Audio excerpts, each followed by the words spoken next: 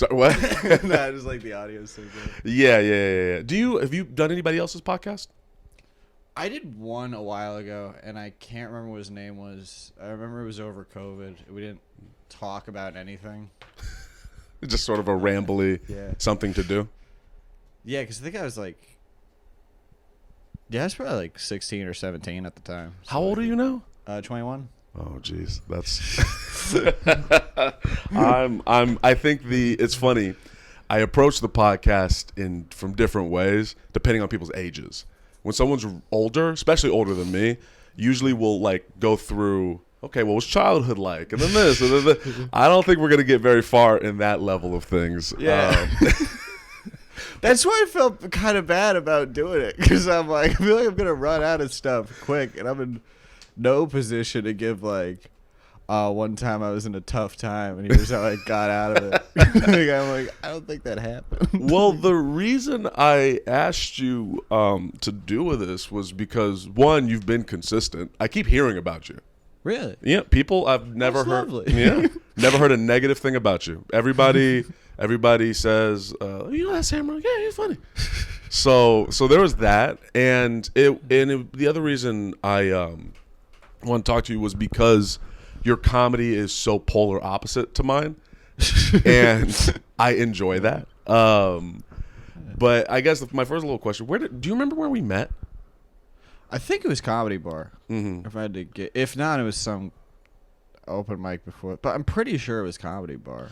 I feel like that as well. Yeah. I don't remember the details of. Do you remember that moment at all? Like what happened? I remember. I think you were drawing something. Yeah, that sounds like me. I think it was you were sketching something. You were talking about you like just started sketching stuff. I thought that was cool, and we talked very briefly about like getting into other art forms and how it's like good to have more than one thing you're doing all the time. And you're actually I've actually heard about you is that like well, I've also heard very good things about you. About like you're very funny. Like people enjoy it.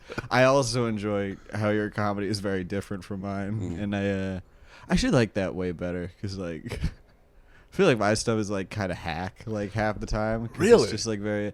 I don't know because it's very like. It's like clearly fake. Like it's clearly not Right. real.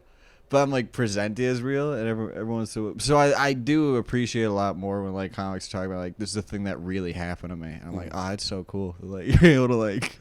Do you feel like when you're on stage, is that a character, or Yeah. Okay. I think so. I think so.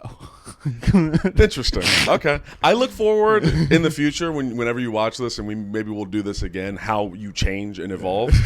But for right now, you think so? So I guess a good place to start is I know you're young. When did you start stand up? I think I started doing it seriously around like probably like 18, 19, like something like that. And you're not from Chicago, right? Right, I was from Boston. That's right. That's right. Okay. Area, and what do you call it? Like Massachusetts. Like something like a suburbs of that called Melrose, and that was a really nice. It was a really nice place. I liked it. So you're from you're from that part of Massachusetts. Yeah. And growing up, did you? Yeah, we'll get the childhood stuff out of the way. Were you like the funny guy? Or you the weird guy? I feel like you were the anime guy who who did the Naruto run, but I could be wrong. I was like, I was almost like an ambassador for those kids. Really? Like, yeah, not like I guess not really, but like I was like I was actually. I didn't realize this until a while ago. My buddy Jackson, who's like my best friend, like back home, and he's one of the greatest people I've ever met. He's actually in New York, trying to be an actor right now. Like we both followed arts and stuff. But I remember about a year ago, he was like, "Yeah, I didn't realize we were the Burnout Kids," and I was like, "No, we weren't. We weren't the Burnout Kids." Do you feel you don't feel like you got? Can you elaborate on that? Oh, well, then he explained it to me, and I'm like, oh, we definitely were. Like, we definitely were. Because we were getting a friend AJ's house, which is we around high school, like freshman year, like actually I think around yeah, I don't think I ever would have touched like drugs if it weren't for like COVID.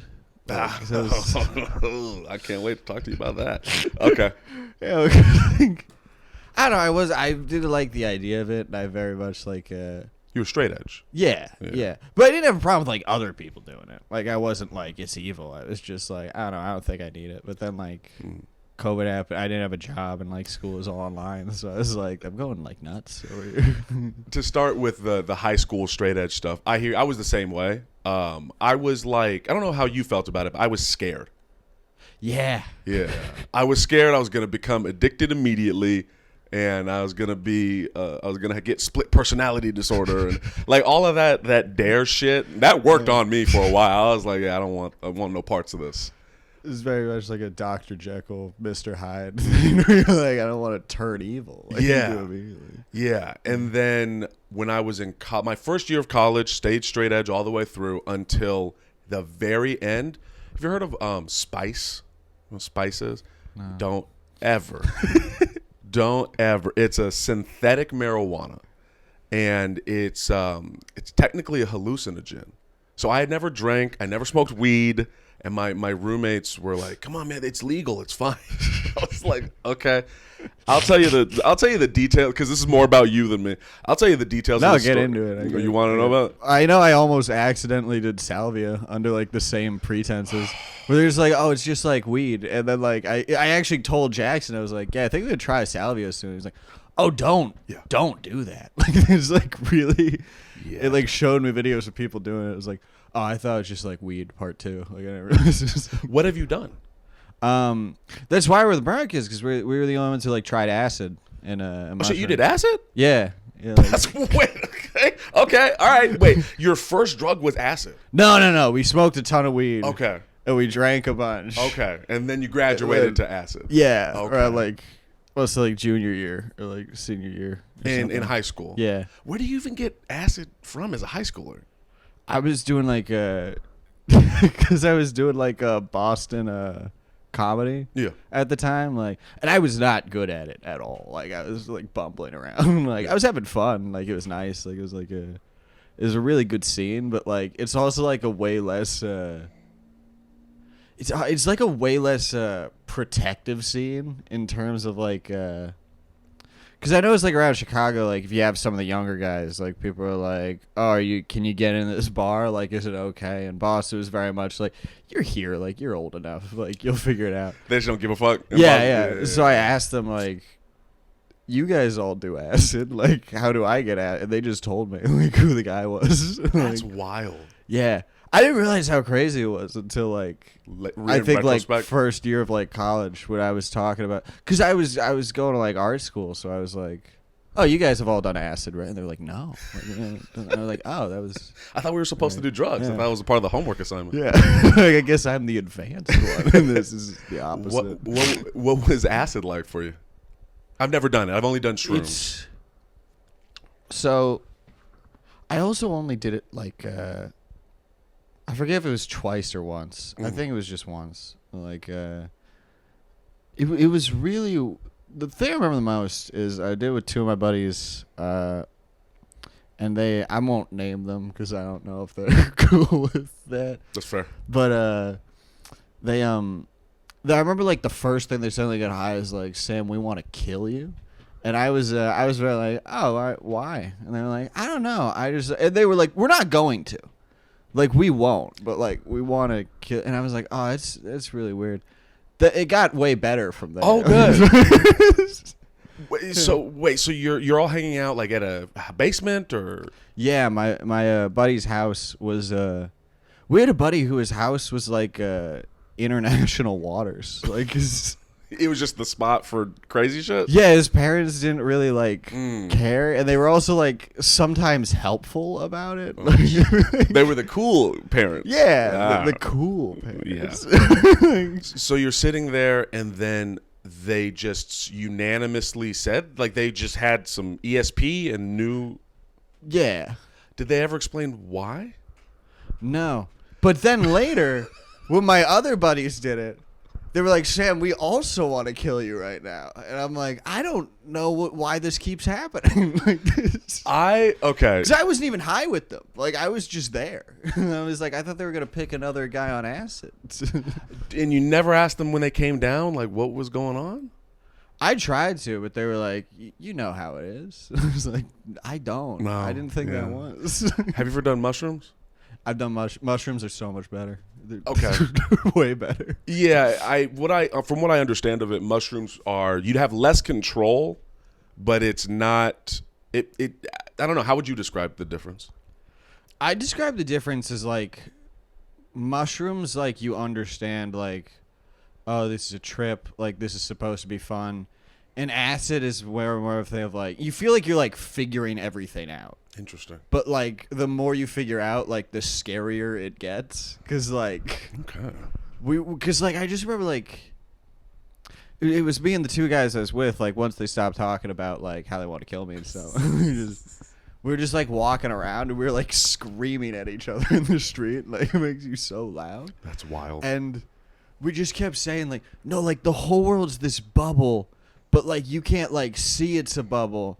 And it was this feeling of we all understood how the world worked, but we realized like that's there's this weird thing. We came to the conclusion that like I'm gonna sound like an asshole when I say this, but like I kind of understood like how faith worked in that moment. Interesting. Because it was like I don't know how to explain what I'm feeling, and you don't know how to explain it, but I believe it's the same thing. Mm-hmm. Like, I don't know for sure, but, like, I'm pretty sure you're talking about the same whole world's a bubble thing. Like, we both get it. Are you religious? No. Atheist? Yeah.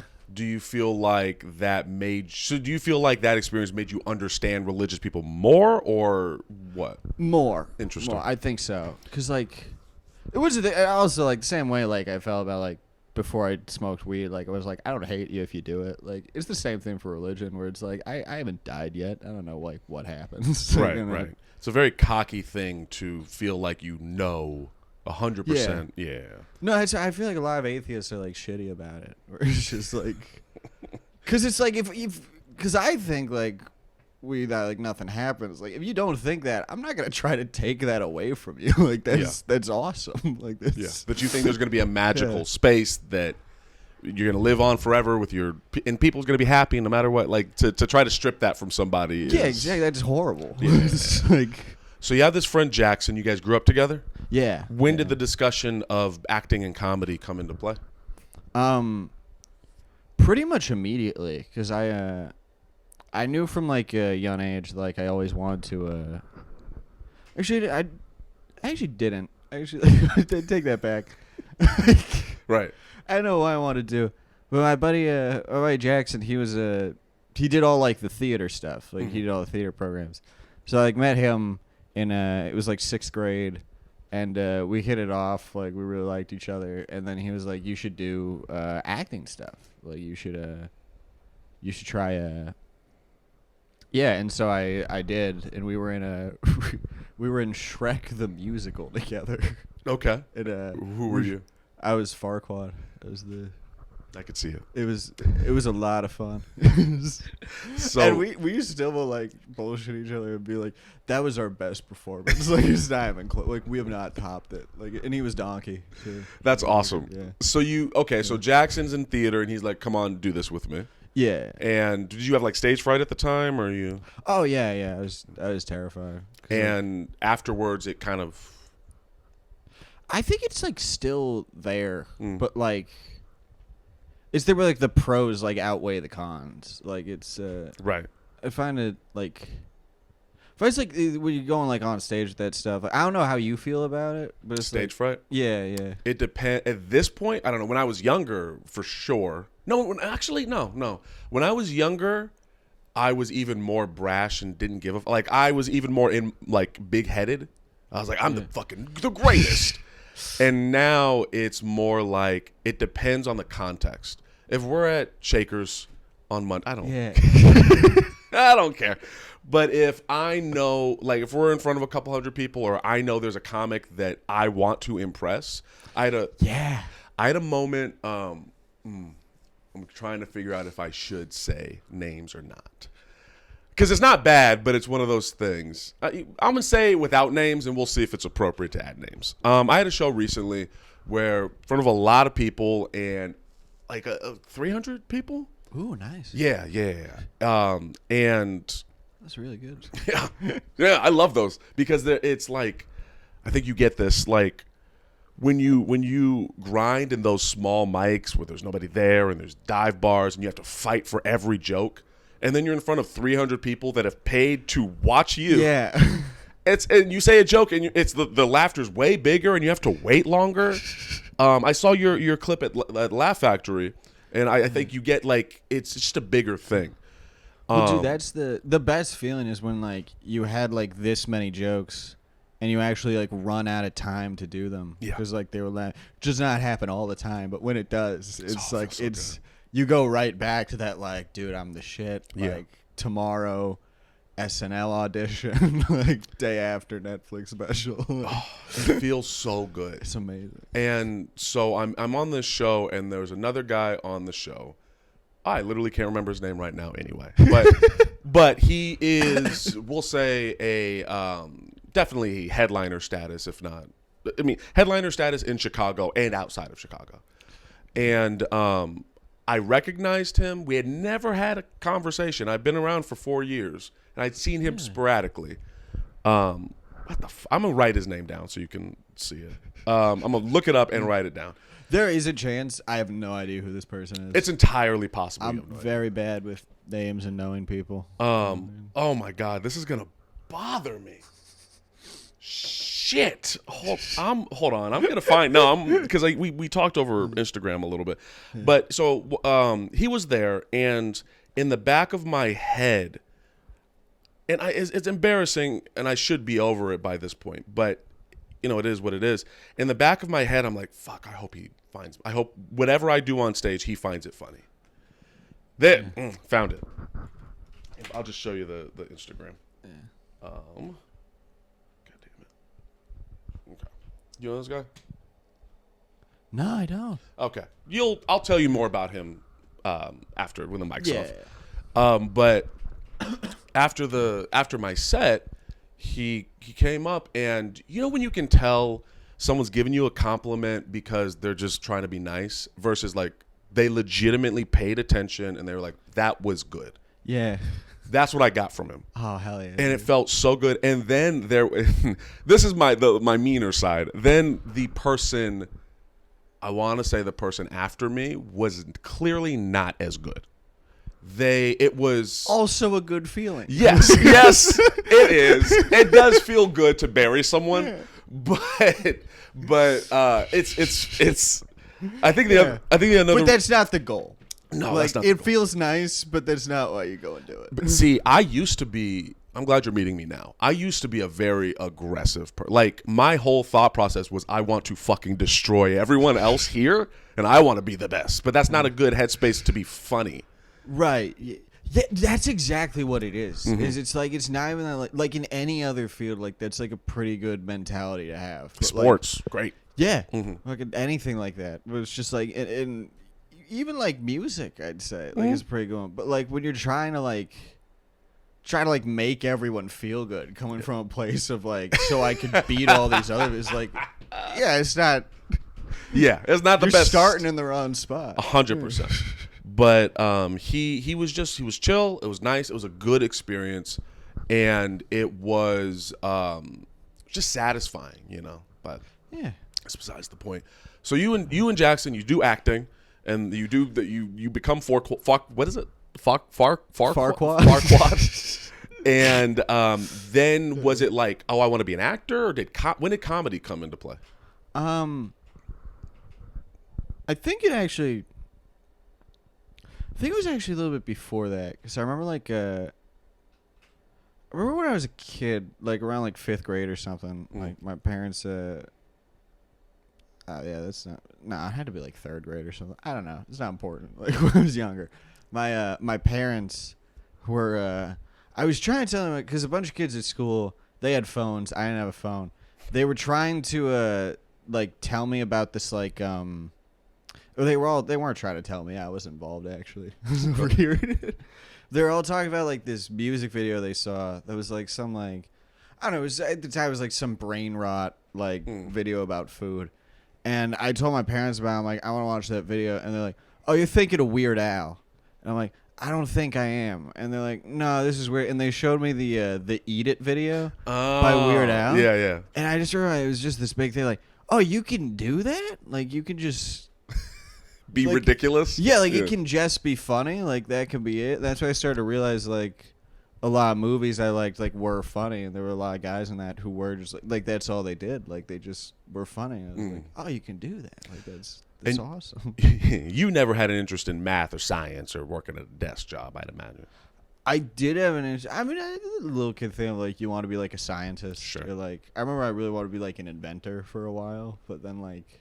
What a nebulous type. An inventor. Just invent. Yeah. Oh, dude. Like, but, like, in the most, like, ridiculous... like, I watched Wallace and Gromit. I was like, that'll be me. Like, Test tubes and Yeah. a dog that is sentient. Yeah, I get you. I was like, I'll figure out the dog. Yeah. I'll figure. No one's walked it yet, but I'll get it. Like, So- Wallace and Gromit also used to scare the shit out of me. Really? Was it the animation? Yeah, it's the claymation. It's a little. It's impressive, but it is a little uncanny. Yeah. I think now I'm like not afraid of it. I would But hope remember, so. Like, I would. You have a beard, I would imagine. Wallace and Gromit not being too. Dude, I should have said that to you. It's like, is there anything you don't want to talk about on the podcast? I'm like, yeah, just don't bring up, like, clay stuff. Like, it's like So- crawling up walls. So, so you do the play, and then when did you first do stand up? When did that happen? I'd say that was around, like, probably, like, freshman year of high school or, like, right before that. That is fucking crazy to me. Yeah. Why? I'm about to give you a pretty big compliment, and we'll see if it stands the test of time. I think you will be a very successful comedian. Really? I believe that in my heart. Well, thank you, man. Yeah. I'll explain why. I'll give some. I'm not just saying this willy nilly. To have the focus and arguably the maturity to say, I want to do this thing. I'm going to find it, and I'm going to try to do. Like, you're not in Hollywood, you're not in LA, you're not in New York, and you're in the burbs of Boston. Yeah. So, I grew up in California, and I was in. No shit. Yeah. Oh yeah. Yeah. You don't know me. Yeah. I mean, I'm from California, but have you ever been to California? No. Okay.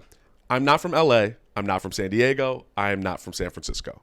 I am from what I would describe as the Schaumburg of California. Does that make sense? Yeah. I mean, Okay. I get what you're talking about. Yeah. It's the same thing for Boston. Yeah. Like, When people hear Boston, they're probably thinking fucking, how many, what, do you like them apples? That shit. Yeah. Like, you're probably not from that. You're racist and scary.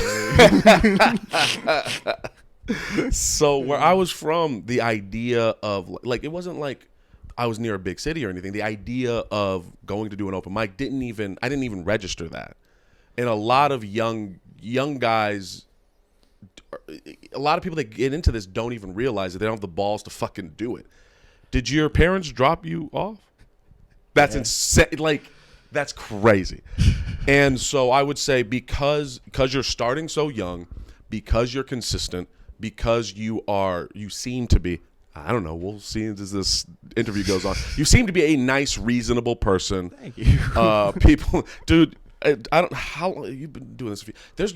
Have you met any shady people yet? Oh yeah. Okay. There was one who sold me acid when I was 17.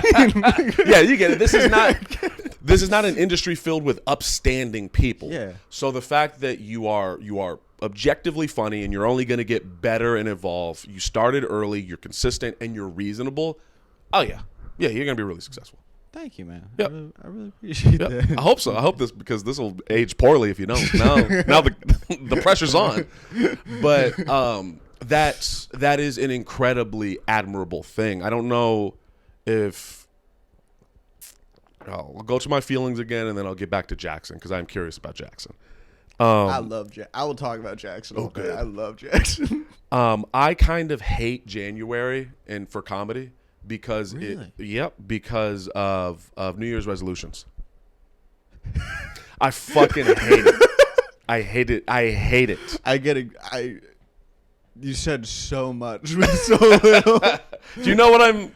You just brought my attention to a whole new problem I wasn't even like thinking about. And it's like, yeah, because it's like the guys who like only go up because they lost their like fantasy football thing. Literally last night.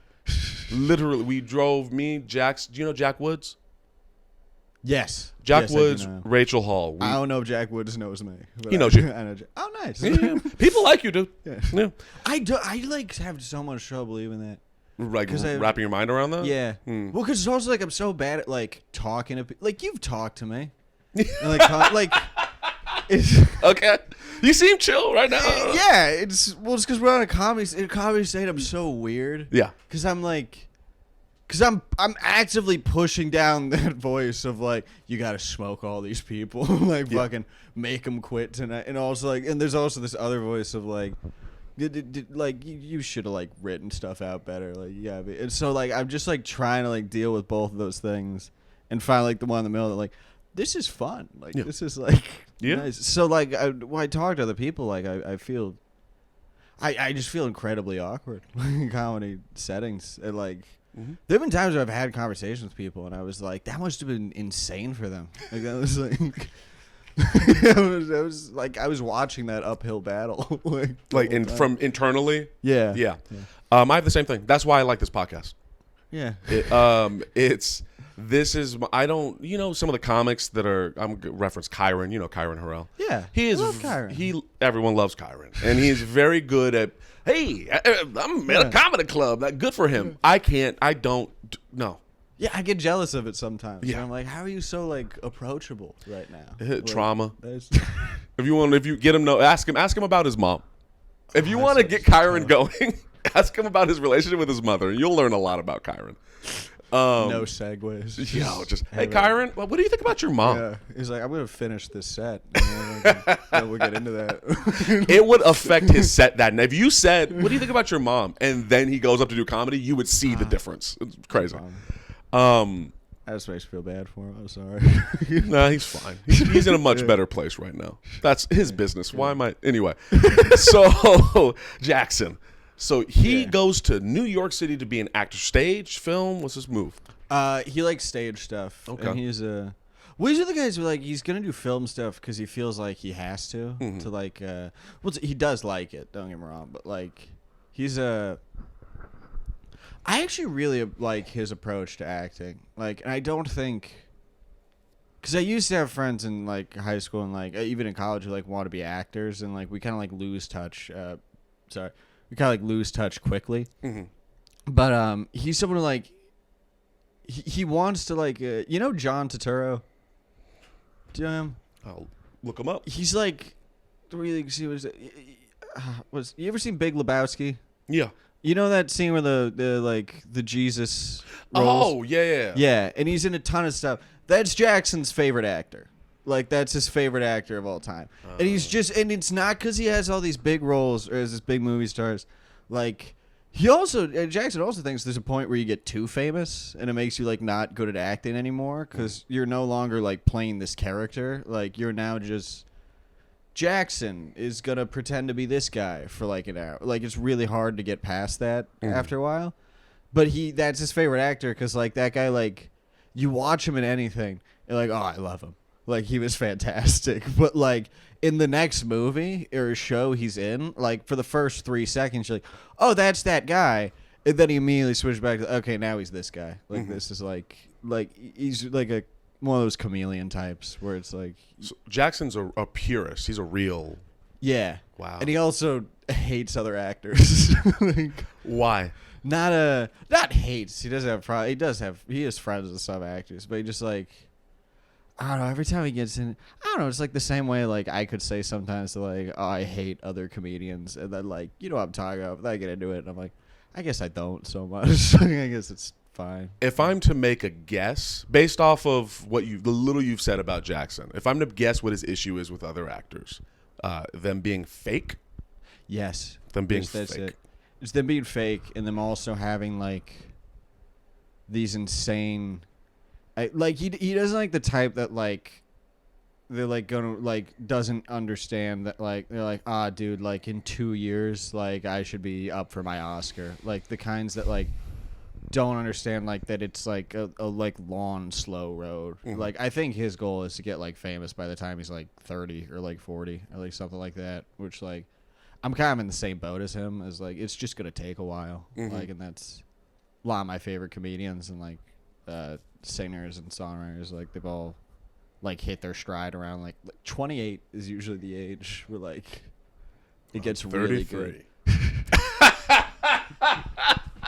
No, I hear exactly. I know exactly what you you're know saying. what I mean, though. For me, it's going to be 45. That's the median but age. yeah. But like, it doesn't mean like, oh, you just Aaron throw the towel. Like, so like, it's not that at all. Like, there are other people like, around their 40s, like around their like 50s, like like Rodney Dangerfield is the one I always go to for like he was like fucking like 110 when like he got like. No. And how's he doing out there as an actor? He's doing pretty good. Well, he's in college right now. Okay. He's doing college in New York and acting school. He's really enjoying it. He's having a great time. Every time I talk to him over the phone, like he's very happy to be there. And, that's awesome. Yeah, and he is able to do like his school plays like in an acting school, which is really good. He's able to like get the parts and stuff, which I'm always proud of him for. And what's his full name? Jackson Cerise. Jackson Cerise. Yeah. If people want to look him up, I don't think you'd mind me saying. And then, like, a lot of his Instagram is him like partying and stuff. Like, oh Jesus. Sorry, you know when you get a really long. Kyron just sent me a very. Did he hear what you said on the mic? Is he like, don't bring that up? Jesus Christ, dude. Yeah. Is everything okay? It seems he's responding to a bunch of shit I said. Oh, okay. That's. God damn. That makes shit like this give me anxiety. But I will continue talking to you. So what year did you start going to college? 2022, I think. No, it's it's 20. Yeah, 2022. You were a freshman in college in 2022. Yeah, I think so. That must be very strange. Because I mean, COVID is. When would you say COVID was like? Okay, we're as a global thing, we're pretty much done with COVID. I think like mid 2021, probably. Which it's kind of cool because like my school, I don't remember a lot of what my high school was like because it's very like I don't know. My memory is just like kind of like shitty. Yeah, same. Shitty. This is gonna make it more poetic. Like, I beat around the bush. It's not good. When did COVID? So what year? What year of high school were you in when 2020? It was junior year. Okay, so then your junior and senior year was a COVID-filled experience. Yeah, that is insane, and it was. Yeah, and you'll never. This is gonna sound dark, but you'll never get that experience back. You'll never have. Oh yeah. The normal. What was that like? Well, it was like. It was just like a weird like thing. Like you just like forgot. I mean, it happened to everybody, but like, it was supposed to be like a very big like thing of like. I don't know. I feel like around that year, like you develop a lot, like as a person. Like you do, like.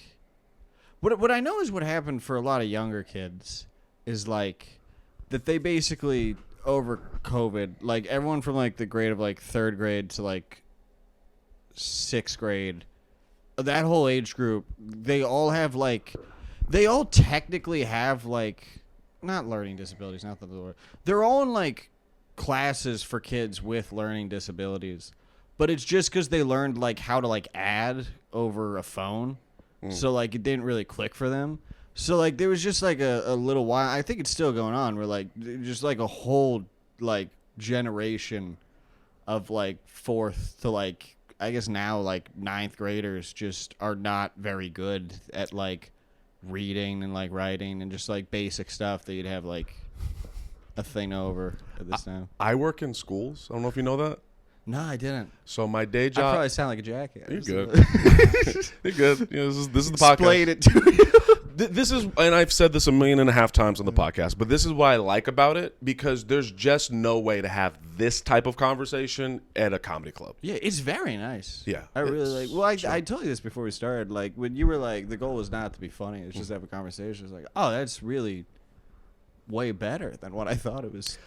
I thought I was gonna be trying to like run bits the whole time. You'd be surprised how many comics struggle with that. Really? They can't like turn the thing on, like the camera's on, they have a mic. Oh, I'm supposed to be funny. It's very hard for a lot of comics to take a second and just be themselves. There's a fear that comes to that. There's a vulnerability. You know, the whole thing. Like there's a whole. I still have them, but they've never been posted. There's whole episodes where people were like, "Don't put that out there. That was too open. Like, there's too much information." Really? Mm-hmm. There's some. I've heard people say crazy shit about other comics, and I've heard people say crazy shit about bookers and producers. I've heard deep dark secrets that when I was filming, I was like, "Oh no, I don't know if they're gonna want this," and they didn't. Yeah, I've heard some dark shit. It's crazy. It was nice of you to like save that stuff, like not actually send it out there. Yeah, my intention with this is not to. I mean, the initial goal of this was to just make friends. When I first moved out here, I had no. Yeah, I just wanted. I did. This was. I knew comics would So talk. sweet. It was a lonely experience that first time because I'm coming from California. I'm not used to the winter and cold and it being dark. Oh yeah. Yeah, so it was just I just wanted to make friends. I didn't know how to approach a group of comics at a show, and so this just felt easier. You can smoke if that's what that is. No, okay. this is chapstick. Everyone thinks it's a vape. Yeah, the way you hold it. Yeah. Fuck. What was I saying? How did this start? Comedy. Shit. Not being funny. We're gonna talk about. I think we could talk about school. School. But I do want to follow up on what you're saying about like the not being able to like talk to like groups of let go. comics. I want to follow up on that. No, I'll write it down. Yeah. Okay. Sweet. Wait. What is it? Oh, just about like letting go of like the I gotta be funny all the time. Oh. I think that's super important for making comedy. Perfect. Like, I'll write that down. Yeah. I work in schools. I'm a American Sign Language interpreter. It's my day job. Oh, nice. Yeah, and when I first moved here, I was a substitute teacher for a year. And let me tell you, these kids are fucked. It's so bad. It is horrific. They're completely illiterate. I had a moment. This kid, you know when you're accidentally mean? Yeah. There was this kid. He was an 8th grader, and he was like, he's definitely one of the popular kids, but not in the, oh, he's super smart and everyone likes him. He was popular in kind of a bully way. Like he's an asshole, and people don't want to be treated. They want him to like them, so that he's not an asshole. It's like a mob boss thing. Yeah. He was popular in that way, out of fear, not love. Yeah. And I didn't like him. He was fucking irritating. And one day, and I'm a sub. Like, my job is to give you busy work. Just do the fucking work. Shut up. Chit chat with each other. I don't give a fuck. Yeah. I'm sorry. I'm getting mad just thinking about it. And so I give him this thing. He's not doing it. And I'm going back and forth with him. I'm like, dude, just, like, it's a crossword puzzle. Like, just sit. We're not doing it. I'm putting on a movie. What are you doing? Why are you making this harder than it needs to be? And then something clicked, and I was talking to him, and then something clicked, and I was like, wait a minute. Can you not read this? And he looked down. I was like, oh, you can't read. Like, you're illiterate. And wait, how old was this kid? He was in 8th grade. Oh. Yeah, and a lot of them. Oh, it's really bad. A lot of them. Like, a majority of them cannot read. I'm not even, like... Wow. Because they got the phone. Oh, that's so much scarier than I thought it was going to be. Oh, it's crazy. And I took, like... I wasn't trying to be an asshole. It finally clicked why this was a mess. It's because none of them know how to read. And so... And then he looked like he was going to cry. And I was like, All right. I can't read either. Yeah. So just sit there and shut up. Just shut up. Yeah, no, it's bad. It's very bad. Well, I get how you're like supposed to like try to be nice in this, but I feel like that's like a guy realizing like Chernobyl's about to happen. Like you're the first. Like there's no time to be like nice about it. Like you gotta like freak out. They're like, what do you mean the 8th grade class can't read? Like none of you? Like, There's always the smart. I'm sure there's some. There's like, always the smart kids, but like, I mean, and I jumped from school to school to school throughout Chicago. Schools in California. These kids can't read. They can't write. They don't have any critical thinking. And not to say that they are. I'm not expecting the maturity of an adult, but like the idea of asking questions at all doesn't. Yeah, it's crazy. So. Well, I remember there was a while ago I heard that like people were starting to call like their parents less, because of Google. Because it turns out like there's some kind of statistic like a big part of the reason you call your parents when you're still an adult is because you need to know how like certain things work that you've just like never really like not like crazy stuff, but just like I'll still call my mom and be like, hey, I'm trying to fill out this like W-2 thing and it says this, like I just don't know what this means, and then she'll be like, oh, it's just this and this. But like a lot of people, they don't call it, they just look it up first. So like but I guess now, like with kids like being like born into like the look it up stuff, like you never really have to ask a question to another person. No, you don't have to interact with other people. Yeah. Their social skills are way out of whack, especially the younger ones. Like I remember being a kid, and when the teacher said, "Okay, guys, get in a line. We're going to lunch. We're going to recess," the process of getting into a line was, you know, chaos. We're kids, and there's always the kid who's more hyper. That was usually me. Yeah. But the ability to get in a line and go do a thing was possible. These kids, they can't do, like... Really? Yeah. Because when I started subbing, it was 2021. So we're still kind of pandemic-y. And they had just spent a year in their rooms. So the idea... Like a second grader who was in first grade a year ago with... No. A third... Let's see. If you're in first grade in 2019, you're supposed to be in second grade in 2020, but you miss all of that. You come back in third grade, but you've had a whole year of no socialization. So you don't know how to move, engage with other people. It's crazy. Well, that was happening with kids in my age group. Like, come back to their senior year. Like, I can't imagine it was like, because we were all trying to remember, and like, it was actually kind of, because there was like a year where I never really got bullied. Like I was never like a cool kid. It was like doing well, but also like nobody really gave me like shit. Like they knew I did like stand up stuff, which like wasn't cool, but like they weren't like dicks about it. Like they were all super nice kids. But like it kind of got like bullying went like way down when we got back, because everyone was just like. And I'm sure there still was one. Sure. Like, I don't want to speak on behalf of, like, everyone at that school. I'm sure some kids had it way worse than others.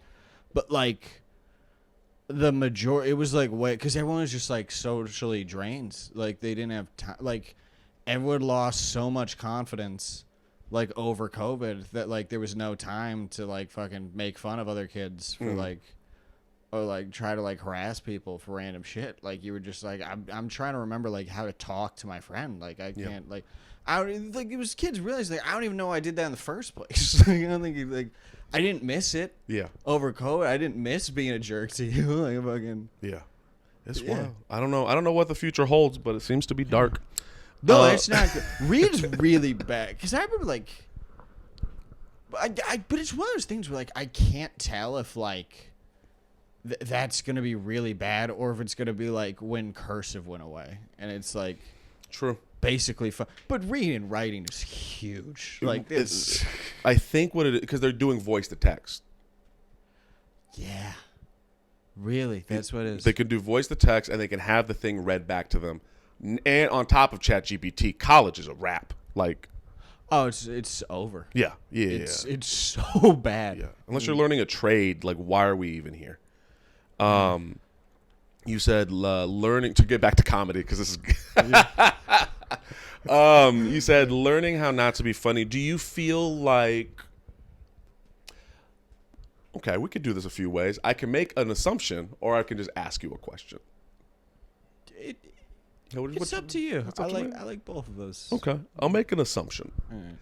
I assume, based off of your comedy and talking to you a little bit, that you are still in a place of trying to be funny on stage. And that's not always a bad thing. You have definitely achieved that. I see it objectively. Thank you. And it just seems like as more time goes by, you will worry about that less, and ironically, it will make you even funnier. Yeah. Well, I think like I never thought about it that way. I do think that. I hope that's true. I hope that's. Do you feel like you're trying to be funny when you're on stage? On stage, yes, all the time, and I. Here's what I meant by like being like funny, like trying not to be funny, like all the time off stage is. I find the. It one thing that helps a lot is like not trying to do like bits all the time and like try to come up with just not talking about comedy all the time, because I do know comics who like they just like live, breathe, and eat comedy, and that's all they have.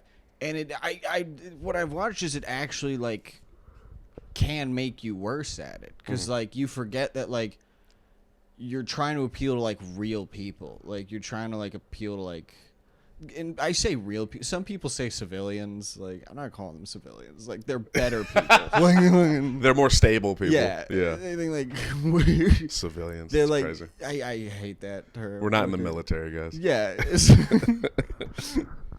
And like, but those people like they've. I don't know. They've got like a level of content that we don't, and we're like trying to appeal to their like level of content, and like we're trying to entertain them. Like we're not trying to get them to think, "Wow, that guy's a genius. That's one of the smartest people I've ever seen." Like we're trying to make them think, "Oh, that was funny," and in order to make those people think like you're funny and to like try to make them think funny, you have to be a real person. Like you have to have like human experiences and like.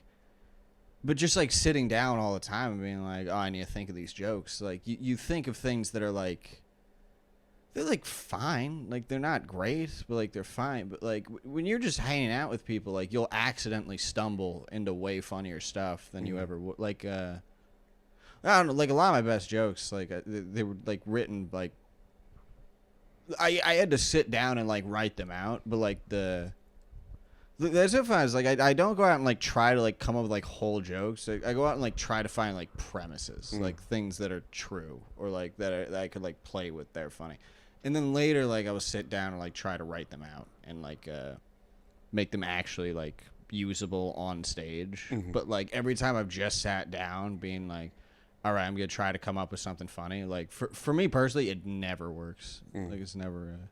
I don't know. How's your Brian? Like, what do you do for that? I tell people, I'm not funny. I'm not a funny person. Like, I think you're funny. Thank you. I appreciate that. And I learned the skill of being. I understand the structure of comedy. I understand timing. I understand that, but I use it as a tool. I'm very dark-minded, and I'm a happier person now, but I'm not. Who's a good example? Bob Keane. I'll use Bob Keane every time. He's a comedian. Bob Keane is a fucking comic. Lives, breathes, needs comedy. He's a comic, and he's constantly. And I don't think he's doing this consciously. He jokes constantly. I drove with him once, and I was like, "Oh, I'm listening to jokes and Tool. That's it." And I'm not that fucking guy. So when I approach comedy, it's more, when you said something that you said, we're just trying to entertain you. Yeah. I am, but kind of what's under there is this desperate need to be understood. I'm glad that you weren't bullied growing up. But I like a desperate need to be understood. And so what I've come to learn is stand-up comedy is a very efficient way for people to listen to you and understand what you're saying and want to continue to listen to you. That's where it's all coming from. Yeah. Yeah. I don't know if that makes sense. That makes sense to me. And it's also like, I also think I'm in like the smallest school of people. Like, I don't know if like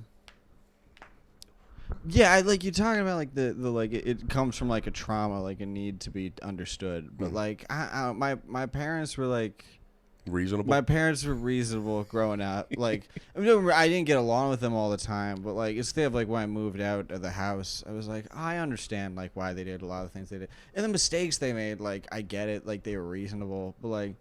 So I don't really know why I wanted to do it. Like, and I think that caused me to like, and by the way, like I was saying earlier, like that's how I do it. I don't have the be all end all of like, I have some guy like in Chicago, like doing open mics.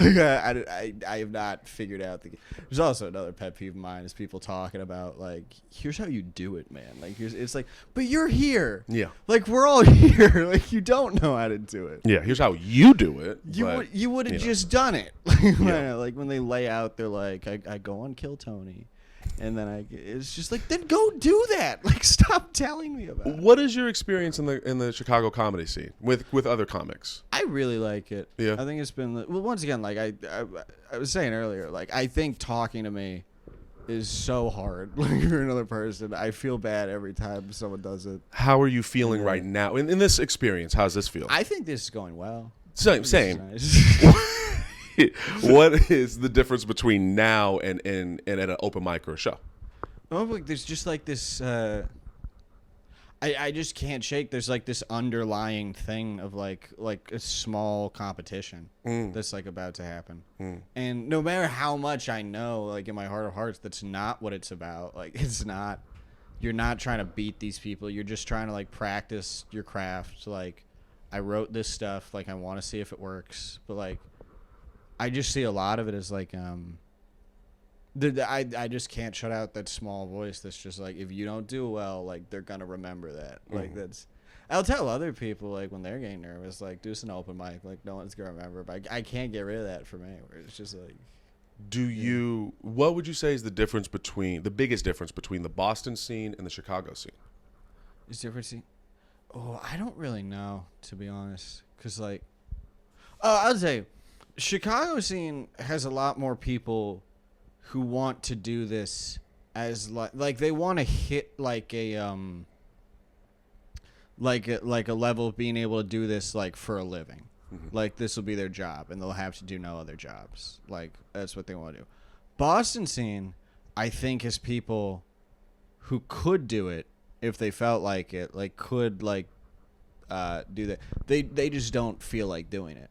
As like a big like living situation like going on tour and stuff. They just like doing like open mics and like shows in Boston and that's because in Boston comics they'll tell you like if you want to get big like you have to leave Boston like that's part of it like and then those guys don't leave and like it took me a while to figure out like they're just satisfied like where they are. I do hear my guys are like Bill Burr and Patrice O'Neill and all those guys. Dude, I love Bill Burr and Patrice O'Neill. The way they described it, from what I understand of it, is that Boston has the legends who never left and they're still there. And they continue. They headline Boston. Is that still the case, or were there the guys who were like, "Oh, you've been here for fucking 30 years, and this is you"?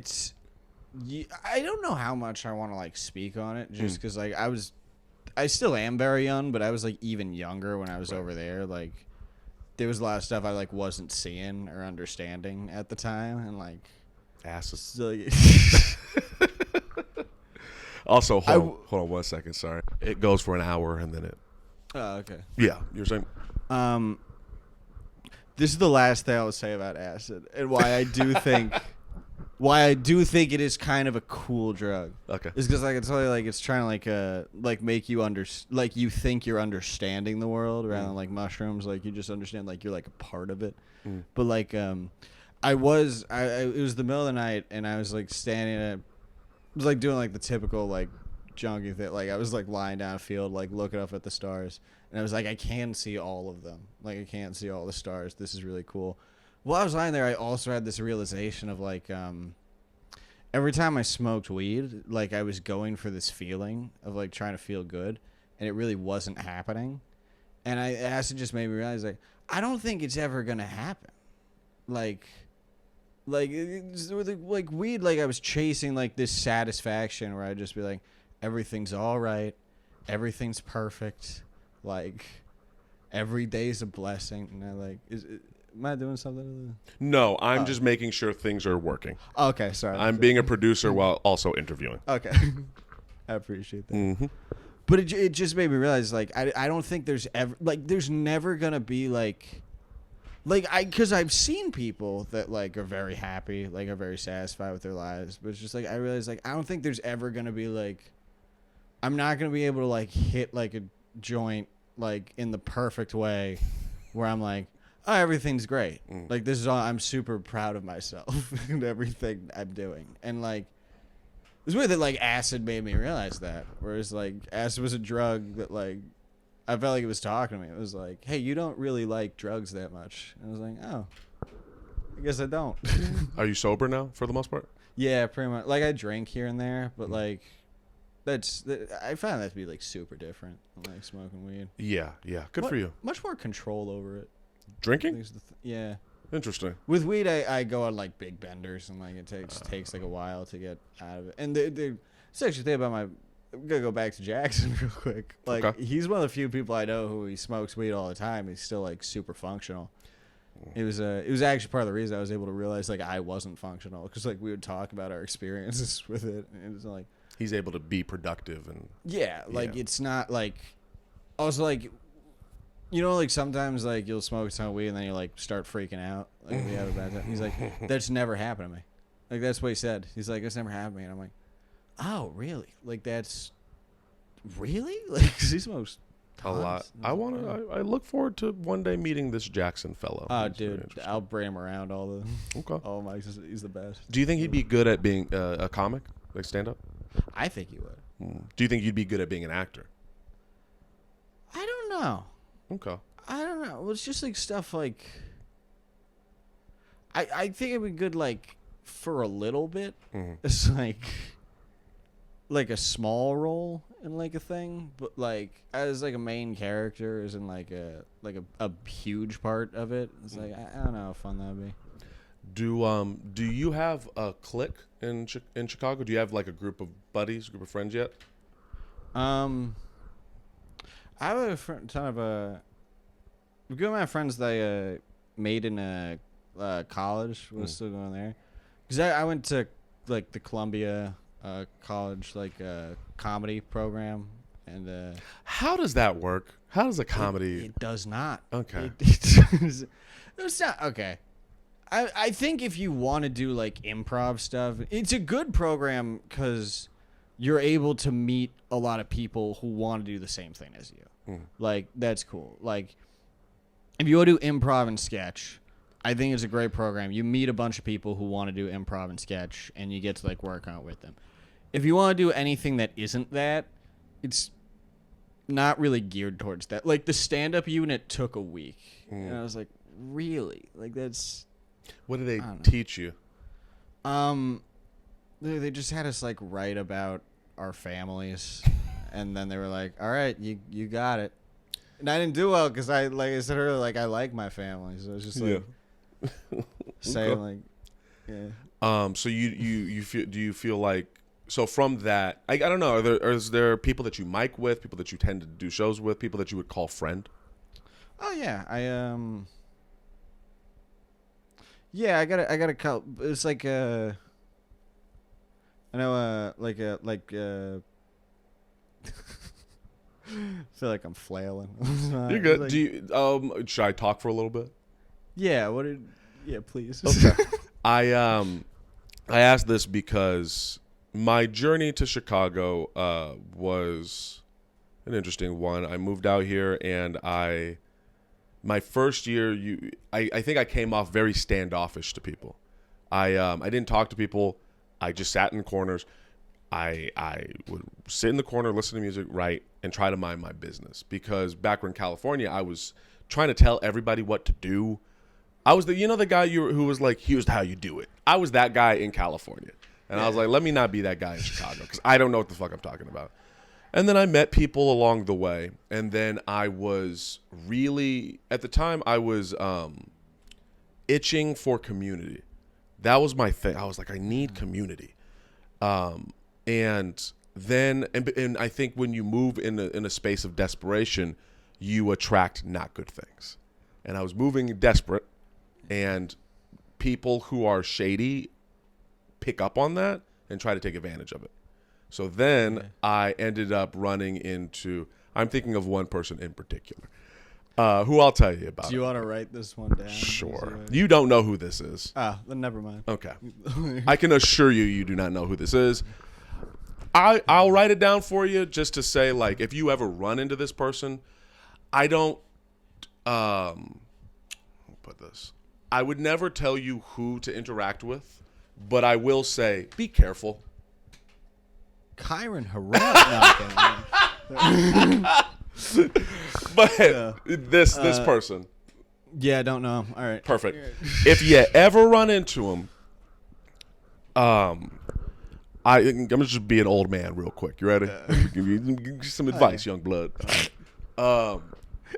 People that are trying too hard to make you like them or to be likable are untrustworthy people.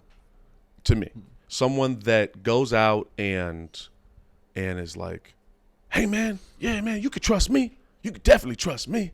I'm so trustworthy. Man, everybody loves me. Everybody trusts me. You can trust, man. I'm gonna help you out. I'm busy over here, but I'm gonna stop all the stuff I'm doing. I'm doing all the stuff. I'm gonna help you. That type of shit, stay the fuck away from that. And if you ever run into this person, you'll know exactly what I'm talking about. And so I found myself kind of surrounded by sharks in a lot of ways. Right. And because they could, like you're saying, the desperation, they can smell it. They can tell that, like, oh, you're looking for a friend. I'll be your friend. Yeah, I'll be your little buddy. Yeah. And now I think what works for you, and I think someone like me in my background has to learn how to get to, that you're already at, is a sense of comfort in self in a lot of ways. You obviously there's awkwardness, there's anxiety, there's whatever, life, but I don't get the sense that you've had to build yourself up from the ground, that you've always had a foundation of yourself. That's what it seems like. Yeah. I think so. Okay. I think what it is like, it's kind of like the way I talk about, like, because when people talk about, like, why they got into stand-up, like, I kind of say it's always, like, it was kind of like a culmination of, like, a lack of skills and, like, okay, other things where it's, like, I really like doing this. I'm not very good at a lot of other stuff. Mm-hmm. So, like, I'm coming from a place of, like, such, like low confidence that's actually, like, warped all the way around. That's interesting. So, like, I'm highly confident in my ability to do very little, and, like, that's fascinating. But yeah. So I guess like the want to do the stuff is there, but, like, the need to prove myself is still there, but not like, but with, like, an understanding of, like, if it doesn't work today, like, I can do it tomorrow. Yeah, like, it'll be fine. Solid balance. Yeah. Are you ready for your last question? Yeah. Okay. Are you okay? Yeah. Well, I want to go back to, like, the friend stuff. Oh, we can go back to that. Yeah. We have time. Like, oh, okay. Okay. I do have friends in the comedy scene. I will say this was a nice. I do think it's because I was, like, older going into it. Like it wasn't just seen as like a 15-year-old, like 16-year-old, like little kid. Mm-hmm. Like, that's not a little kid, but you know what I mean. Like, yeah. They view you as one. Yeah. 20-some-year-olds are not going to hang out with the 15-year-old comedian. Yeah. Right. Yeah. So, like, now I have people that, like, I hang out with, and I'm able to, like, and it's so that's been very nice. Do you feel comfortable saying their names? Or do you think any of them would be good for this podcast? I just literally what it is. I don't want anyone to feel left out. Like, I don't want to say, like, 5 or 6 names, then I have one person be like, dude, what the fuck? Is that what you were struggling with in the beginning of that question? Yeah. Okay. That was it. It's not that I'm like, oh, I'm surrounded by all these snakes. It's just like, I'm going to forget someone and feel really bad about it. Can you write down a few names that you think of, and then I will just pick one, and nobody will know how many names you wrote? Okay. That's fun. Okay, yeah. While you're doing that, I'll talk. I'll say words. Yeah, finding people that are solid. Another thing I learned recently was the importance of surrounding yourself with people that are, air quotes, better than you, so that you have to rise above. I think I also have this issue of kind of wanting to be around people that. I'm trying to figure out how to word this and not sound like a dickhead, but trying to be around people that don't necessarily have the same drive as me, if not more, because it does make me feel good about myself. I can look over at this person and say, well, they don't have the drive that I have, so I must be doing something right.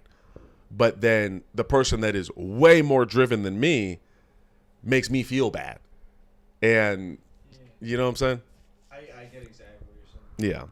So that's kind of where my head is at. I have my friends, and I'm trying to almost expand that to people that are better than me, people that are doing better than me, are in places that I want to be, and are achieving things that I want to achieve.